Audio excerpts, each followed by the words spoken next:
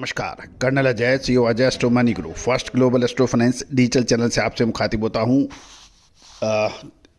आज है 5 मार्च 2025 5 मार्च 2025 बुधवार।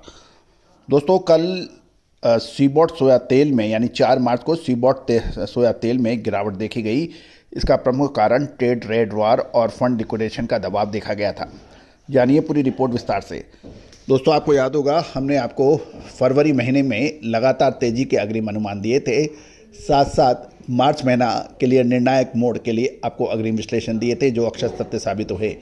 अब मार्च महीने के अंदर क्या बहुत बड़ी गिरावट खाद्य तेलों में हो रही है या फिर स्ट्रॉन्ग बाउंस बैक हो रहा है? दोस्तों, ये विचारणीय विषय है। इसकी अग्रिम रिसर्च रिपोर्ट्स के लिए आप संपर्क कर सकते हैं। दोस्तों, कहा जाता है कि खाद्य तेलों का व्यापार व्यवसाय सबसे रहस्यमयी माना जाता है। इसकी सटीक तेजी मंदी की यदि आपको पकड़ मिल जाए तो निश्चित रूप से आप दूसरों से कहीं गुना आगे निकल सकते हैं। अन्यथा आया हुआ मुनाफा हाथ से निकलता है और मुनाफा नुकसान में बदल जाता है। तो दोस्तों, भारतीय अनुसंधान पद्धति और फंडामेंटल एनालिसिस का अद्भुत संगम आपको दूसरों से आगे ले जा सकता है, आपके व्यापार व्यवसाय को नेक्स्ट लेवल पर ले जा सकता है। आज ही संपर्क करें, नंबर भी स्क्रीन पर दिए हुए हैं। दोस्तों, खबर निकल के आ रही है कि सीबॉट सोया तेल में 4 तारीख को बड़ा गिरावट देखी गई। इसका प्रमुख कारण ट्रेड वॉर और फंड लिक्विडेशन का बताया जा रहा है। सीबॉट सोया तेल में सोमवार को गिरावट के साथ बंद हुआ था और बेंचमार्क कॉन्ट्रैक्ट जो है मई कॉन्ट्रैक्ट 42.84 सेंट प्रति पाउंड पे बंद हुआ, 0.65 सेंट की गिरावट से। ग्लोबल वेजिटेबल ऑयल मार्केट कमजोरी के साथ कनाडा और चीन द्वारा अमेरिकी टैरिफ के जवाब में शुल्क लगाने की की घोषणा से बाजार कमजोर रहे और कॉन्ट्रैक्ट 42.57 से 44.20 सेंट के दायरे में ट्रेड हुआ, जबकि वॉल्यूम 85,205 लाट और ओपन इंटरेस्ट 2,43,329 कॉन्ट्रैक्ट का रहा। दोस्तों, कल कमोडिटी फंड्स ने मंगलवार को 6,500 सोया तेल कॉन्ट्रैक्ट बेचे, जिससे लगातार दूसरे सत्र में लॉन्ग लिक्विडेशन जारी रहा। ट्रेड वॉर का तनाव और आर्थिक अनिश्चितता के कारण निवेशक सतर्कता का रुख अपना रहे हैं। कच्चे तेल की कमजोरी से भी दबाव कल देखा गया और WTI क्रूड ऑयल वायदे में भारी गिरावट देखी गई। कच्चे तेल में लगभग 2.25 महीने के निचले स्तर पर बाजार देखा गया। गौरतलब है कि हमने आपको कच्चे तेल में यानी क्रूड ऑयल के अंदर भी गिरावट के अग्रिम अनुमान दिए थे, जो कि अक्षर सत्य साबित हुए। साथ साथ बाजार की धारणा का दबाव, ओपेक की अप्रैल से क्रूड उत्पादन को बहाल करने की योजना और S&P 500 के 4 महीने के निचले स्तर आने से इसकी डिमांड घटी। गौरतलब है कि कैनोला और पाम ऑयल बाजार में गिरावट से आइस कैनोला वायदा अमेरिका द्वारा कनाडा से आयात पर 25% ड्यूटी लगाने से कमज़ोर हुआ और मई कॉन्ट्रैक्ट $24.60 से गिरकर $621.30 प्रति मैट्रिक टन पर बंद हुआ, जिससे फंड्स ने अपनी लॉन्ग पोजीशन यानी खरीदारी पोजीशन घटाए।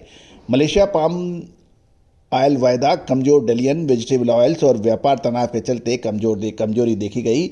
बेंचमार्क मई कॉन्ट्रैक्ट 137 रिंगट, जिसमें लगभग 3% गिरकर 4347 रिंगट और डॉलर टर्म में देखा जाए तो $973.79 प्रति मैट्रिक टन पर बंद हुआ, जो लगभग 1 महीने का निचला स्तर है।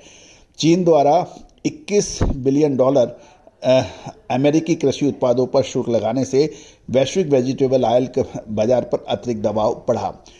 दोस्तों, कनाडा के बायोडीजल टैरिफ पर अमेरिकी सोया तेल पर न्यूट्रल असर है।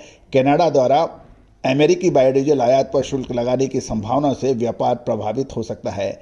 अमेरिकी बायोडीजल उत्पादन के लिए कनाडा से कैनोला तेल आयात करता है, जबकि कनाडा अमेरिकी बायोडीजल का प्रमुख खरीदार माना जाता है। यदि अमेरिका द्वारा कैनोला तेल का आयात घटता है तो इसकी भरपाई कनाडा को बायोडीजल निर्यात से कमी से हो जाएगी, जिससे अमेरिकी सोया तेल पर प्रभाव न्यूट्रल होगा, ऐसा माना जा रहा है। पहले ही उम्मीद थी कैनोला तेल पर आयात में गिरावट से अमेरिकी सोया तेल को समर्थन मिलेगा, लेकिन अब यह संभावना धीरे धीरे कमजोर हो रही है। फंड्स लिक्विडेशन से बाजारों में दबाव रहने की आशंका, ट्रेड वॉर की अनिश्चितता से टैरिफ प्रभाव पे सटीक आकलन करना अब मुश्किल हो रहा है।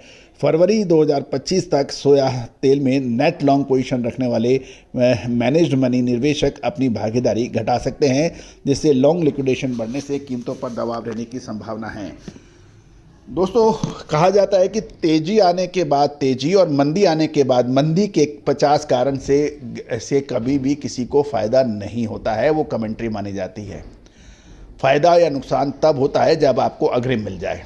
आपको याद होगा जब शानदार तेज़ी चल रही थी उस वक्त हमने आपको संकेत दिए थे कि बार बार कहने का प्रयास किया था कि समय पे मुनाफा वसूली नहीं करना व्यापार की सबसे बड़ी कमजोरी मानी जाती है और सबसे बड़ा लूज पॉइंट माना जाता है।